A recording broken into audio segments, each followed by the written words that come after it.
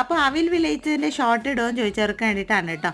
അപ്പോൾ നമ്മൾ ആദ്യം തന്നെ എന്ത് ചെയ്യണു, പൊട്ടുകടലയും അണ്ടിപ്പരിപ്പ് എടുത്തിട്ട് നെയ്യിൽ ചൂടാക്കിയിട്ട് വേറെ ഒരു പാത്രത്തിൽ വെക്കുക. അതിനുശേഷം വേറൊരു പാത്രം എടുക്കുക. അതിലേക്ക് നമ്മൾ വെല്ലം, ഞങ്ങളിവിടെ വെല്ലം എന്നാണ് പറയുന്നത് കേട്ടോ, ശർക്കര ആവശ്യത്തിന് ശർക്കര എടുത്താൽ മതി. അതിലേക്ക് ഒരല്പം വെള്ളം കൂടി ചേർത്തിട്ട് ലായനിയാക്കിയിട്ട് ഇതേപോലെ വെക്കുക, തിളപ്പിച്ചിട്ട് മാറ്റി വെക്കുക.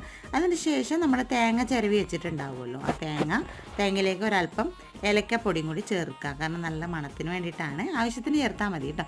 അതിന് ശേഷം നമ്മൾ എന്ത് ചെയ്യേണ്ടതെന്ന് വെച്ചാൽ തീ ഒന്ന് ലോ ഫ്ലെയിം ആക്കിയിട്ട് അതിലേക്ക് ലായനിലേക്ക് തേങ്ങ ഇട്ട് കൊടുക്കുക. അതിലേക്ക് നമ്മൾ എടുത്ത് വെച്ചിരിക്കുന്ന അവലും കൂടി ഇട്ടിട്ട് നന്നായി മിക്സ് ചെയ്ത് കൊടുക്കുക.